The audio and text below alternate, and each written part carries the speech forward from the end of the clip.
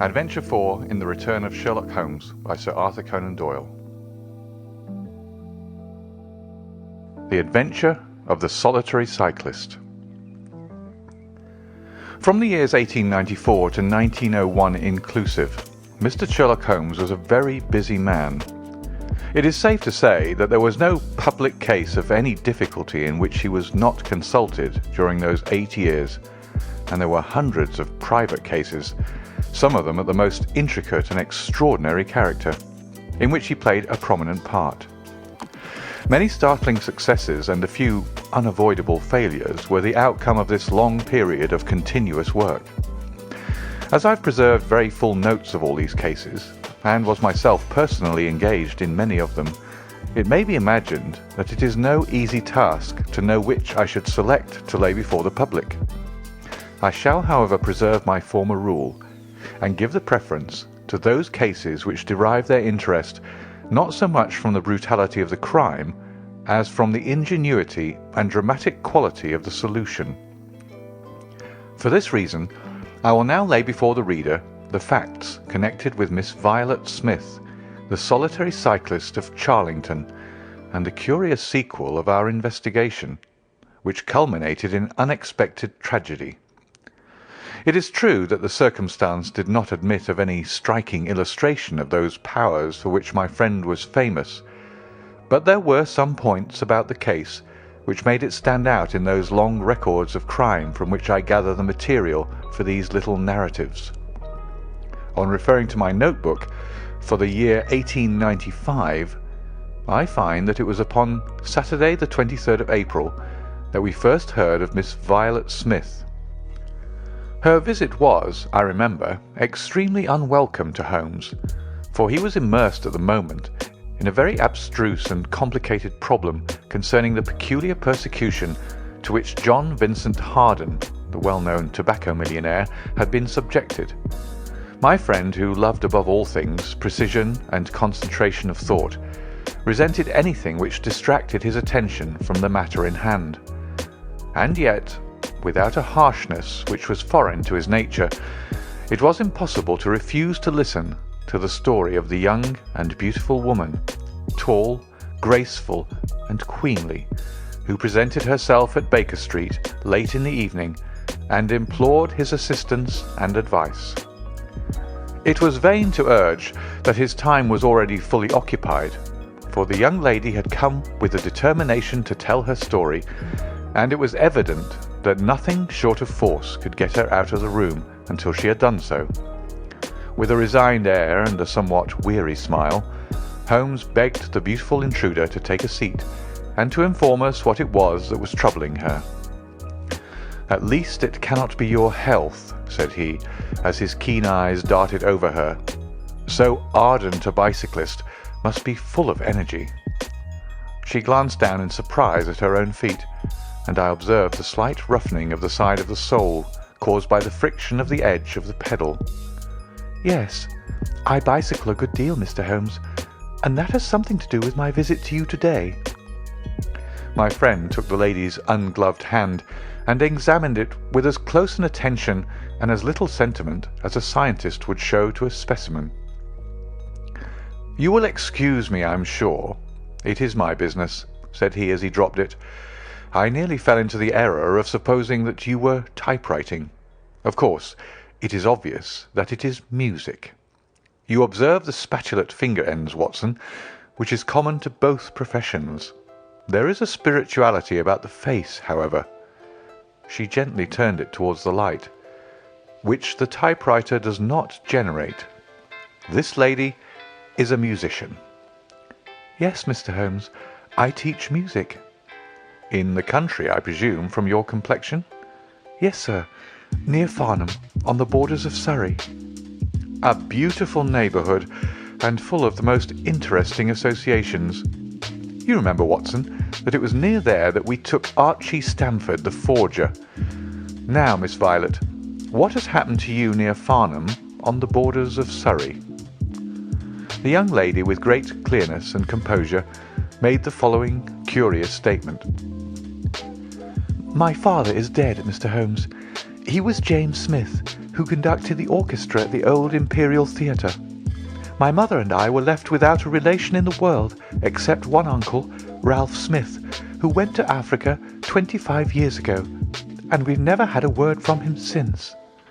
When father died, we were left very poor, but one day we were told that there was an advertisement in the Times inquiring for our whereabouts.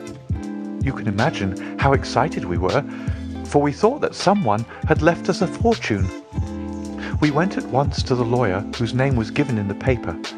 There we met two gentlemen, Mr. Carruthers and Mr. Woodley, who were home on a visit from South Africa. They said that my uncle was a friend of theirs, that he had died some months before in great poverty in Johannesburg, and that he had asked them with his last breath to hunt up his relations and see that they were in no want. It seemed strange to us that Uncle Ralph, who took no notice of us when he was alive, should be so careful to look after us when he was dead. But Mr. Carruthers explained that the reason was that my uncle had just heard of the death of his brother, and so felt responsible for our fate. "Excuse me," said Holmes. "When was this interview?" "Last December, 4 months ago." "Pray proceed." "Mr. Woodley seemed to me to be a most odious person. He was forever making eyes at me, a coarse, puffy-faced, red-moustached young man with his hair plastered down on each side of his forehead. I thought that he was perfectly hateful, and I was sure that Cyril would not wish me to know such a person." "Oh, Cyril is his name?" said Holmes, smiling. The young lady blushed and laughed. "Yes, Mr. Holmes, Cyril Morton, an electrical engineer, and we hope to be married at the end of the summer. Dear me, how did I get talking about him? What I wished to say was that Mr. Woodley was perfectly odious, but that Mr. Carruthers, who was a much older man, was more agreeable. He was a dark, sallow, clean-shaven, silent person, but he had polite manners and a pleasant smile. He inquired how we were left, and on finding that we were very poor, he suggested that I should come and teach music to his only daughter, aged 10.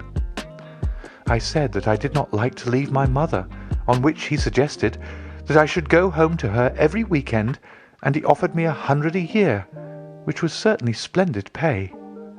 So it ended by my accepting, and I went down to Chiltern Grange, about 6 miles from Farnham. Mr. Carruthers was a widower, but he had engaged a lady housekeeper, a very respectable, elderly person called Mrs. Dixon, to look after his establishment. The child was a dear, and everything promised well. Mr. Carruthers was very kind and very musical, and we had most pleasant evenings together. Every weekend I went home to my mother in town. The first flaw in my happiness was the arrival of the red-moustached Mr. Woodley. He came for a visit of a week, and it seemed 3 months to me. He was a dreadful person, a bully to everyone else, but to me something infinitely worse. He made odious love to me, boasted of his wealth, said that if I married him I could have the finest diamonds in London, and finally, when I would have nothing to do with him, he seized me in his arms one day after dinner — he was hideously strong — and swore that he would not let me go until I had kissed him. Mr. Carruthers came in and tore him from me, on which he turned upon his own host, knocking him down and cutting his face open. That was the end of his visit, as you can imagine. Mr. Carruthers apologized to me next day, and assured me that I should never be exposed to such an insult again. I have not seen Mr. Woodley since. And now, Mr. Holmes, I come at last to the special thing which has caused me to ask your advice today. You must know that every Saturday afternoon I ride on my bicycle to Farnham Station in order to get the 12:22 to town.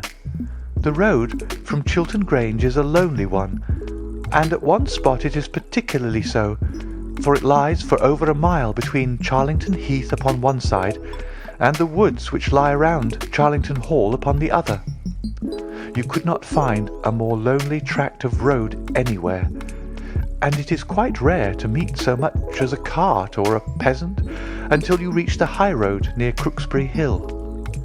2 weeks ago, I was passing this place when I chanced to look over my shoulder, and about 200 yards behind me I saw a man, also on a bicycle. He seemed to be a middle-aged man with a short dark beard. I looked back before I reached Farnham, but the man was gone, so I thought no more about it. But you can imagine how surprised I was, Mr. Holmes, when on my return on the Monday I saw the same man on the same stretch of road. My astonishment was increased when the incident occurred again, exactly as before on the following Saturday and Monday. He always kept his distance, and he did not molest me in any way, but still it certainly was very odd. I mentioned it to Mr. Carruthers, who seemed interested in what I said, and told me that he had ordered a horse and trap so that in future I should not pass over those lonely roads without some companion. The horse and trap were to have come this week, but for some reason they were not delivered, and again I had to cycle to the station. That was this morning. You can think that I looked out when I came to Charlington Heath, and there, sure enough, was the man, exactly as he had been the 2 weeks before. He always kept so far from me that I could not clearly see his face, but it was certainly someone whom I did not know. He was dressed in a dark suit with a cloth cap. The only thing about his face that I could clearly see was his dark beard. Today I was not alarmed, but I was filled with curiosity, and I determined to find out who he was and what he wanted. I slowed down my machine, but he slowed down his. Then I stopped altogether, but he stopped also. Then I laid a trap for him. There is a sharp turning of the road, and I pedalled very quickly round this, and then I stopped and waited. I expected him to shoot round and pass me before he could stop, but he never appeared. Then I went back and looked around the corner. I could see a mile of road, but he was not on it. To make it the more extraordinary, there was no side road at this point down which he could have gone. Holmes chuckled and rubbed his hands. "This case certainly presents some features of its own," said he. "How much time elapsed between your turning the corner and your discovery that the road was clear?" 2 or 3 minutes. "Then he could not have retreated down the road, and you say that there are no side roads?" "None." "Then he certainly took a footpath on one side or the other." "It could not have been on the side of the heath, or I should have seen him." "So, by the process of exclusion, we arrive at the fact that he made his way toward Charlington Hall, which, as I understand, is situated in its own grounds on one side of the road. Anything else?" "Nothing, Mr. Holmes, save that I was so perplexed that I felt I should not be happy until I had seen you and had your advice." Holmes sat in silence for some little time. "Where is the gentleman to whom you are engaged?" he asked at last. "He is in the Midland Electrical Company at Coventry." "He would not pay you a surprise visit?" "Oh, Mr. Holmes, as if I should not know him." "Have you had any other admirers?" "Several before I knew Cyril." "And since?" "There was this dreadful man Woodley, if you can call him an admirer." "No one else?" Our fair client seemed a little confused. "Who was he?" asked Holmes. "Oh, it may be a mere fancy of mine, but it had seemed to me sometimes that my employer, Mr. Carruthers, takes a great deal of interest in me. We are thrown rather together. I play his accompaniments in the evening. He has never said anything. He is a perfect gentleman, but a girl always knows." "Ha!" Holmes looked grave. "What does he do for a living?" "He is a rich man." "No carriages or horses?" "Well, at least he is fairly well-to-do, but he goes into the city 2 or 3 times a week. He is deeply interested in South African gold shares."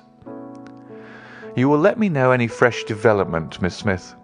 I am very busy just now, but I will find time to make some inquiries into your case. In the meantime, take no step without letting me know. Good-bye, and I trust that we shall have nothing but good news from you." "It is part of the settled order of nature that such a girl should have followers," said Holmes. He pulled at his meditative pipe. "But for choice not on bicycles in lonely country roads. Some secretive lover beyond all doubt. But there are curious and suggestive details about the case, Watson. That he should appear only at that point. Exactly. Our first effort must be to find who are the tenants of Charlington Hall. Then again, how about the connection between Carruthers and Woodley, since they appear to be men of such a different type? How came they both to be so keen upon looking up Ralph Smith's relations? One more point. What sort of a menage is it which pays double the market price for a governess but does not keep a horse, although 6 miles from the station? Odd, Watson. Very odd. You'll go down? No, my dear fellow, you will go down. This may be some trifling intrigue, and I cannot break my other important research for the sake of it. On Monday you will arrive early at Farnham. You will conceal yourself near Charlington Heath. You will observe these facts for yourself, and act as your own judgment advises.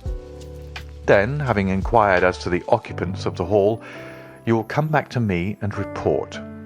And now, Watson, not another word of the matter until we have a few solid stepping stones on which we may hope to get across to our solution." We had ascertained from the lady that she went down upon the Monday by the train which leaves Waterloo at 9:50. So I started early and caught the 9:13. At Farnham Station I had no difficulty in being directed to Charlington Heath. It was impossible to mistake the scene of the young lady's adventure, for the road runs between the open heath on one side and an old yew hedge upon the other, surrounding a park which is studded with magnificent trees. There was a main gateway of a lichen-studded stone, each side pillar surmounted by mouldering heraldic emblems, but besides this central carriage drive I observed several points where there were gaps in the hedge and paths leading through them. The house was invisible from the road, but the surroundings all spoke of gloom and decay. The heath was covered with golden patches of flowering gorse, gleaming magnificently in the light of the bright spring sunshine. Behind one of these clumps I took up my position so as to command both the gateway of the hall and a long stretch of the road upon either side. It had been deserted when I left it, but now I saw a cyclist riding down it from the opposite direction to that in which I had come. He was clad in a dark suit, and I saw that he had a black beard. On reaching the end of the Charlington grounds, he sprang from his machine and led it through a gap in the hedge, disappearing from my view. A quarter of an hour passed, and then a second cyclist appeared. This time it was the young lady coming from the station. I saw her look about her as she came to the Charlington hedge. An instant later, the man emerged from his hiding place, sprang upon his cycle, and followed her. In all the broad landscape, those were the only moving figures, the graceful girl sitting very straight upon her machine, and the man behind her bending low over his handlebar with a curiously furtive suggestion in every movement. She looked back at him and slowed her pace. He slowed also. She stopped. He at once stopped too, keeping 200 yards behind her. Her next movement was as unexpected as it was spirited. She suddenly whisked her wheels round and dashed straight at him. He was as quick as she, however, and darted off in desperate flight. Presently she came back up the road again, her head haughtily in the air, not deigning to take any further notice of her silent attendant. He had turned also, and still kept his distance until the curve of the road hid them from my sight. I remained in my hiding place, and it was well that I did so, for presently the man reappeared, cycling slowly back, He turned in at the hall gates and dismounted from his machine. For some minutes I could see him standing among the trees. His hands were raised and he seemed to be settling his necktie. Then he mounted his cycle and rode away from me down the drive towards the hall. I ran across the heath and peered through the trees. Far away I could catch glimpses of the old grey building with its bristling Tudor chimneys, but the drive ran through a dense shrubbery and I saw no more of my man. However, it seemed to me that I had done a fairly good morning's work, and I walked back in high spirits to Farnham. The local house agent could tell me nothing about Charlington Hall, and referred me to a well-known firm in Pall Mall. There I halted on my way home, and met with courtesy from the representative.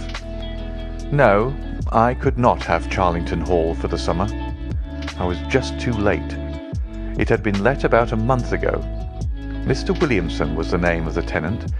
He was a respectable, elderly gentleman. The polite agent was afraid he could say no more, as the affairs of his clients were not matters which he could discuss. Mr. Sherlock Holmes listened with attention to the long report which I was able to present to him that evening, but it did not elicit that word of curt praise which I had hoped for and should have valued.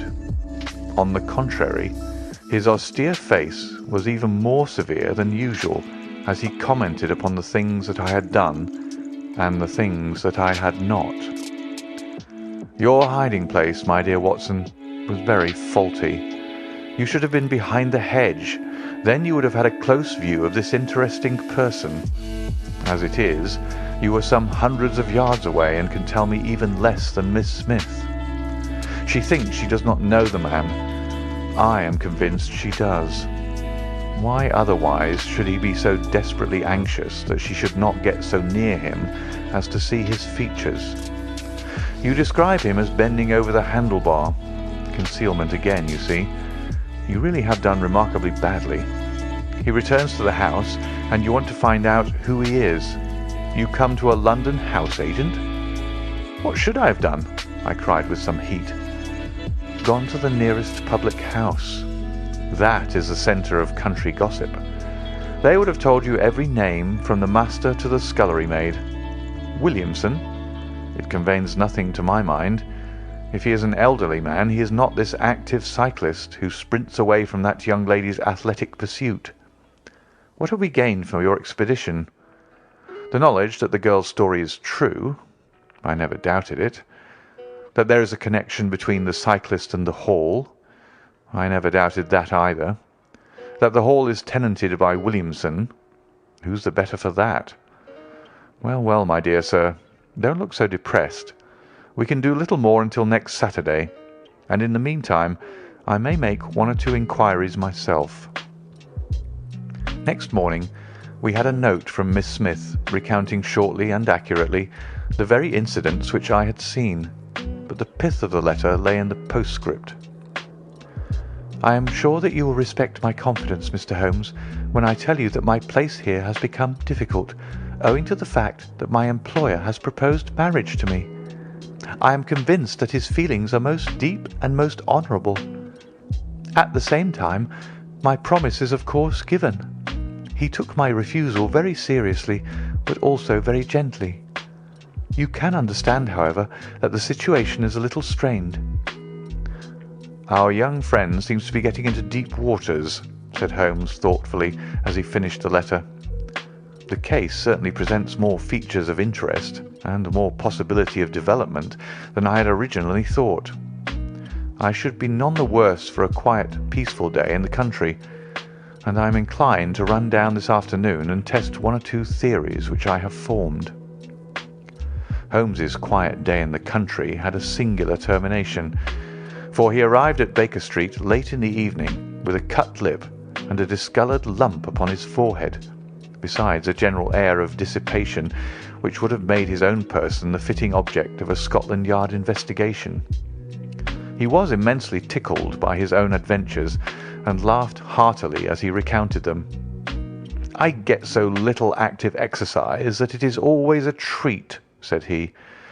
You are aware that I have some proficiency in the good old British sport of boxing. Occasionally it is of service. Today, for example, I should have come to very ignominious grief without it.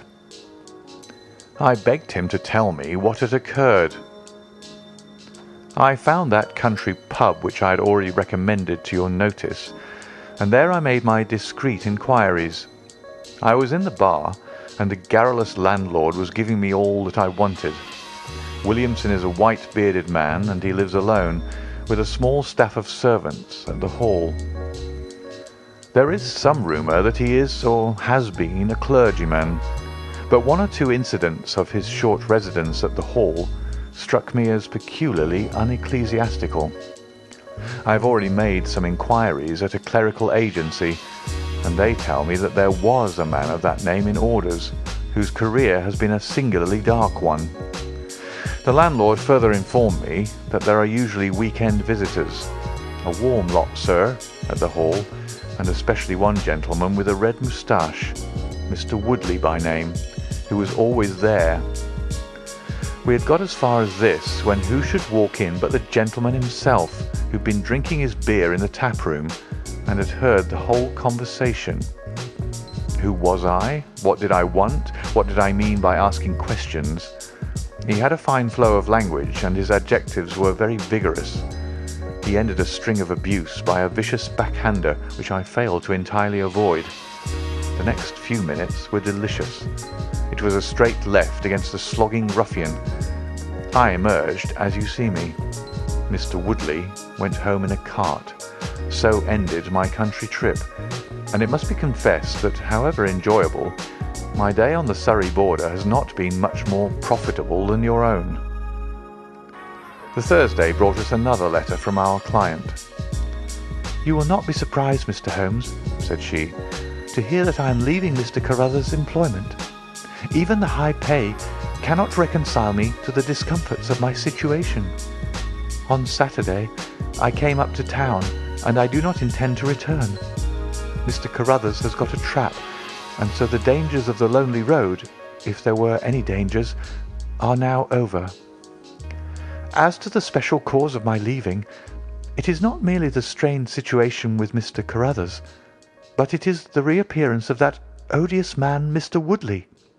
He was always hideous, but he looks more awful than ever now, for he appears to have had an accident, and he is much disfigured. I saw him out of the window, but I am glad to say that I did not meet him. He had a long talk with Mr. Carruthers, who seemed much excited afterwards. Woodley must be staying in the neighbourhood, for he did not sleep here, and yet I caught a glimpse of him again this morning, slinking about in the shrubbery. I would sooner have a savage, wild animal loose about the place. I loathe and fear him more than I can say. How can Mr. Carruthers endure such a creature for a moment? However, all my troubles will be over on Saturday." "So I trust, Watson, so I trust," said Holmes gravely. "There is some deep intrigue going on round that little woman, and it is our duty to see that no one molests her upon that last journey. I think, Watson, that we must spare time to run down together on Saturday morning and make sure that this curious and inclusive investigation has no untoward ending." I confess that I had not up to now taken a very serious view of the case, which had seemed to me rather grotesque and bizarre than dangerous. That a man should lie in wait for and follow a very handsome woman is no unheard of thing, and if he has so little audacity that he had not only dared not address her, but even fled from her approach, he was not a very formidable assailant. The ruffian Woodley was a very different person, but, except on one occasion, he had not molested our client, and now he visited the house of Carruthers without intruding upon her presence. The man on the bicycle was doubtless a member of those week-end parties at the Hall of which the publican had spoken, but who he was, or what he wanted, was as obscure as ever. It was the severity of Holmes's manner, and the fact that he slipped a revolver into his pocket before leaving our rooms, which impressed me with the feeling that tragedy might prove to lurk behind this curious train of events. A rainy night had been followed by a glorious morning. and the heath-covered countryside, with the glowing clumps of flowering gorse, seemed all the more beautiful to eyes which were weary of the duns and drabs and slate greys of London. Holmes and I walked along the broad sandy road, inhaling the fresh morning air, and rejoicing in the music of the birds and the fresh breath of the spring. From a rise of the road on the shoulder of Crooksbury Hill, we could see the grim hall bristling out from amidst the ancient oaks, which, old as they were still younger than the building which they surrounded. Holmes pointed down the long tract of road which wound a reddish-yellow band between the brown of the heath and the budding green of the woods. Far away, a black dot, we could see a vehicle moving in our direction. Holmes gave an exclamation of impatience. "I've given a margin of half an hour," said he. "If that is her trap, she must be making for the earlier train. I fear, Watson, that she will be past Charlington before we can possibly meet her." From the instant that we passed the rise, we could no longer see the vehicle, but we hastened onward at such a pace that my sedentary life began to tell upon me, and I was compelled to fall behind. Holmes, however, was always in training, for he had inexhaustible stores of nervous energy upon which to draw. His springy step never slowed until suddenly, when he was 100 yards in front of me, he halted, and I saw him throw up his hand with a gesture of grief and despair. At the same instant, an empty dog-cart, the horse cantering, the reins trailing, appeared round the curve of the road and rattled swiftly towards us. "Too late, Watson, too late!" cried Holmes, as I ran panting to his side. "Fool that I was not to allow for that earlier train! It's abduction, Watson, abduction, murder, heaven knows what! Block the road, stop the horse. That's right. Now jump in and let us see if I can repair the consequence of my own blunder." We had sprung into the dog-cart, and Holmes, after turning the horse, gave it a sharp cut with the whip, and we flew back along the road. As we turned the curve, the whole stretch of road between the hall and the heath was opened up. I grasped Holmes's arm. "That's the man!" I gasped. A solitary cyclist was coming towards us. His head was down and his shoulders rounded, as he put every ounce of energy that he possessed onto the pedals. He was flying like a racer. Suddenly, he raised his bearded face, saw us close to him, and pulled up, springing from his machine. That coal-black beard was in singular contrast to eyes were as bright as if he had a fever. He stared at us and at the dog-cart. Then a look of amazement came over his face. "Hello! Stop there!" he shouted, holding his bicycle to block our road. "Where did you get that dog-cart? Pull up, man!" he yelled, drawing a pistol from his side. "Pull up, I say, or by George, I'll put a bullet into your horse!" Holmes threw the reins into my lap and sprang down from the cart. "You're the man we want to see. Where is Miss Violet Smith?" he said in his quick, clear way. "That's what I'm asking you. You're in her dog-cart. You ought to know where she is." "We met the dog-cart on the road. There was no one in it. We drove back to help the young lady." "Good Lord! Good Lord! What shall I do?" cried the stranger in an ecstasy of despair. "They've got her, that hellhound Woodley and the blackguard parson. Come, man, come. If you really are friend, stand by me and we'll save her, if I have to leave my carcass in Charlington Wood." He ran distractedly, his pistol in his hand, towards a gap in the hedge.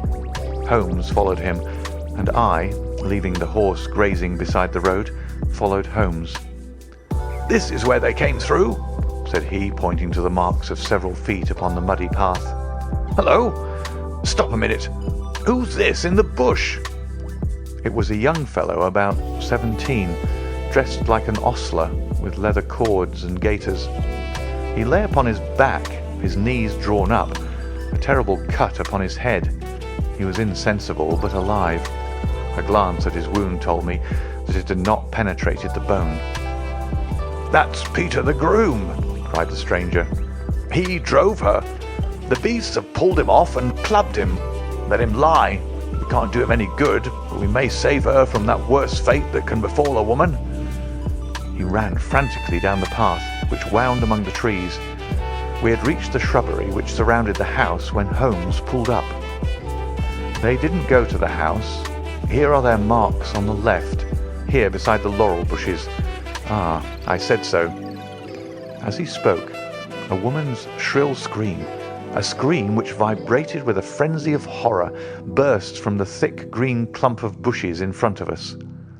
It ended suddenly on its highest note with a choke and a gurgle. "This way! This way! They're in the bowling alley!" cried the stranger, darting through the bushes. "Ah, the cowardly dogs! Follow me, gentlemen! Too late! Too late! By the living jingo!"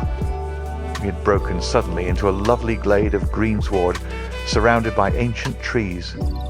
On the farther side of it, under the shadow of a mighty oak, there stood a singular group of 3 people. One was a woman, our client, drooping and faint, a handkerchief round her mouth. Opposite her stood a brutal, heavy-faced, red-moustached young man, his gaitered legs parted wide, one arm akimbo, the other waving a riding crop, his whole attitude suggestive of triumphant bravado. Between them, an elderly, grey-bearded man, wearing a short surplice over a light tweed suit, had evidently just completed the wedding service, for he pocketed his prayer book as we appeared and slapped the sinister bridegroom upon the back in jovial congratulation. "They're married," I gasped. "Come on!" cried our guide. "Come on!" He rushed across the glade, Holmes and I at his heels. As we approached, the lady staggered against the trunk of the tree for support. Williamson, the ex-clergyman, bowed to us with mock politeness, and the bully Woodley advanced with a shout of brutal and exultant laughter. "You can take your beard off, Bob," said he. "I know you right enough. Well, you and your pals have just come in time for me to be able to introduce you to Mrs. Woodley." Our guide's answer was a singular one. He snatched off the dark beard which had disguised him and threw it on the ground, disclosing a long, sallow, clean-shaven face below it. Then he raised his revolver and covered the young ruffian who was advancing upon him with his dangerous riding crop swinging in his hand. "Yes," said our ally, "I am Bob Carruthers, and I'll see this woman righted if I had to swing for it. I told you what I'd do if you molested her, and by the Lord I'll be as good as my word." "You're too late. She's my wife." "No, she's your widow." His revolver cracked, and I saw the blood spurt from the front of Woodley's waistcoat. He spun round with a scream and fell upon his back, his hideous red face turning suddenly to a dreadful mottled pallor. The old man, still clad in his surplice, burst into such a string of foul oaths as I have never heard, and pulled out a revolver of his own. But before he could raise it, he was looking down the barrel of Holmes's weapon. "Enough of this," said my friend coldly. "Drop that pistol. Watson, pick it up. Hold it to his head. Thank you. You, Carruthers, give me that revolver. We'll have no more violence. Come, hand it over." "Who are you, then?" "My name's Sherlock Holmes." "Good Lord!" "You've heard of me, I see. I will represent the official police until their arrival. Here, you," he shouted to a frightened groom who had appeared at the edge of the glade. "Come here. Take this note as hard as you can ride to Farnham." He scribbled a few words upon a leaf from his notebook. "Give it to the superintendent at the police station. Until he comes, I must detain you all under my personal custody." The strong, masterful personality of Holmes dominated the tragic scene, and all were equally puppets in his hands. Williamson and Carruthers found themselves carrying the wounded Woodley into the house, and I gave my arm to the frightened girl. The injured man was laid on his bed, and at Holmes's request I examined him. I carried my report to where he sat in the old tapestry-hung dining room with his 2 prisoners before him. "He will live," said I. "What?" cried Carruthers, springing out of his chair. "I'll go upstairs and finish him first. Do you tell me that that angel is to be tied to Roaring Jack Woodley for life?" "You need not concern yourself about that," said Holmes. There are two very good reasons why she should, under no circumstances, be his wife. In the first place, we are very safe in questioning Mr. Williamson's right to solemnize a marriage." "I have been ordained," cried the old rascal. "And also unfrocked." "Once a clergyman, always a clergyman." "I think not. How about the licence?" "We had a licence for the marriage. I have it here in my pocket." "Then you got it by trick. But in any case, a forced marriage is no marriage, but it is a very serious felony, as you will discover before you have finished. You'll have time to think the point out during the next 10 years or so, unless I'm mistaken. As to you, Carruthers, you would have done better to keep your pistol in your pocket." "I begin to think so, Mr. Holmes. But when I thought of all the precaution I had taken to shield this girl, for I loved her, Mr. Holmes, and it is the only time that ever I knew what love was, it fairly drove me mad to think that she was in the power of the greatest brute and bully in South Africa, a man whose name is a holy terror from Kimberley to Johannesburg. Why, Mr. Holmes, you will hardly believe it, but ever since that girl has been in my employment, I never once let her go past this house, where I knew the rascals were lurking, without following her on my bicycle, just to see that she came to no harm. I kept my distance from her, and I wore a beard so that she should not recognize me, for she is a good and high-spirited girl, and she wouldn't have stayed in my employment long if she had thought that I was following her about the country roads." "Why didn't you tell her of her danger?" "Because then, again, she would have left me, and I couldn't bear to face that. Even if she couldn't love me, it was a great deal to me just to see her dainty form about the house, and to hear the sound of her voice." "Well," said I, "you call that love, Mr. Carruthers, but I should call it selfishness." "Maybe the two things go together. Anyhow, I couldn't let her go. Besides, with this crowd about, it was well that she should have someone near to look after her. Then, when the cable came, I knew they were bound to make a move." "What cable?" Carruthers took a telegram from his pocket. "That's it," said he. It was short and concise. "The old man is dead." Said Holmes. "I think I see how things worked, and I can understand how this message would, as you say, bring them to a head. But while you wait, you might tell me what you can." The old reprobate with the surplice burst into a volley of bad language. "By heaven," said he, "if you squeal on us, Bob Carruthers, I'll serve you as you served Jack Woodley. You can bleat about the girl to your heart's content, for that's your own affair, but if you round on your pals to this plain-clothes copper, it'll be the worst day's work that ever you did." "Your reverence need not be excited," said Holmes, lighting a cigarette. "The case is clear enough against you, and all I ask is a few details for my private curiosity. However, if there's any difficulty in your telling me, I'll do the talking, and then you will see how far you have a chance of holding back your secrets. In the first place, 3 of you came from South Africa on this game. You, Williamson, you, Carruthers, and Woodley." "Lie number 1, said the old man. "I never saw either of them until 2 months ago, and I've never been in Africa in my life. So you can put that in your pipe and smoke it, Mr. Busybody Holmes." "What he says is true," said Carruthers. Well, 2 of you came over. His reverence is our own home-made article. You had known Ralph Smith in South Africa. You had reason to believe he would not live long. You found out that his niece would inherit his fortune. How's that, eh?" Carruthers nodded, and Williamson swore. "She was next of kin, no doubt, and you were aware that the old fellow would make no will." "Couldn't read or write," said Carruthers. "So you came over, the 2 of you, and hunted up the girl. The idea was that one of you was to marry her and the other have a share of the plunder. For some reason, Woodley was chosen as the husband. Why was that?" "We played cards for her and on the voyage, and he won." "I see. You got the young lady into your service, and there Woodley was to do the courting. She recognised the drunken brute that he was and would have nothing to do with him. Meanwhile, your arrangement was rather upset by the fact that you had yourself fallen in love with the lady. You could no longer bear the idea of this ruffian owning her. No, by George, I couldn't. There was a quarrel between you. He left you in a rage and began to make his own plans independently of you. It strikes me, Williamson, there isn't very much that we can tell this gentleman, cried Carruthers with a bitter laugh. Yes, we quarrelled, and he knocked me down.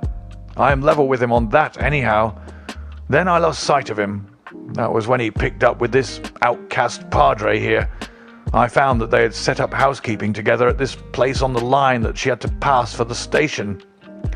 I kept my eye on her after that, for I knew there was some devilry in the wind. I saw them from time to time, for I was anxious to know what they were after. 2 days ago, Woodley came up to my house with this cable which showed that Ralph Smith was dead. He asked me if I would stand by the bargain. I said I would not. He asked me if I would marry the girl myself and give him a share. I said I would willingly do so, but that she would not have me. He said, let us get her married first, and after a week or two she may see things a bit different. I said I'd have nothing to do with violence, so he went off cursing like the foul-mouthed blackguard that he was, and swearing that he would have her yet. She was leaving me this weekend, and I'd got a trap to take her to the station, but I was so uneasy in my mind that I followed her on my bicycle. She'd got a start, however, and before I could catch her, the mischief was done. The first thing I knew about it was when I saw you two gentlemen driving back in her dog-cart. Holmes rose and tossed the end of his cigarette into the grate. I've been very obtuse, Watson, said he. When in your report you said that you had seen the cyclist, as you thought, arrange his necktie in the shrubbery, that alone should have told me all. However, we may congratulate ourselves upon a curious and, in some respects, a unique case.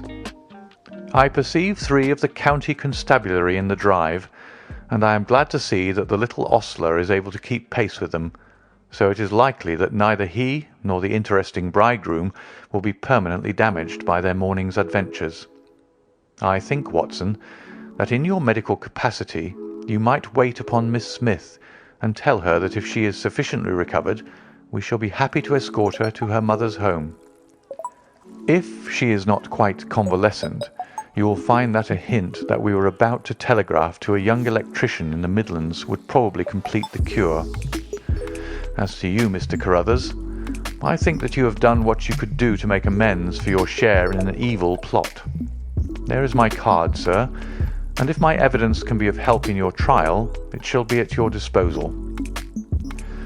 In the whirl of our incessant activity, it has often been difficult for me, as the reader has probably observed, to round off my narratives and to give those final details which the curious might expect. Each case has been the prelude to another, and the crisis once over, the actors have passed forever out of our busy lives. I find, however, a short note at the end of my manuscript dealing with this case, in which I have put it upon record that Miss Violet Smith did indeed inherit a large fortune, and that she is now the wife of Cyril Morton, the senior partner of Morton and Kennedy, the famous Westminster electricians. Williamson and Woodley were both tried for abduction and assault, the former getting 7 years, the latter 10. Of the fate of Carruthers I have no record, but I am sure that his assault was not viewed very gravely by the court, since Woodley had the reputation of being a most dangerous ruffian, and I think that a few months were sufficient to satisfy the demands of justice. End of The Adventure of the Solitary Cyclist.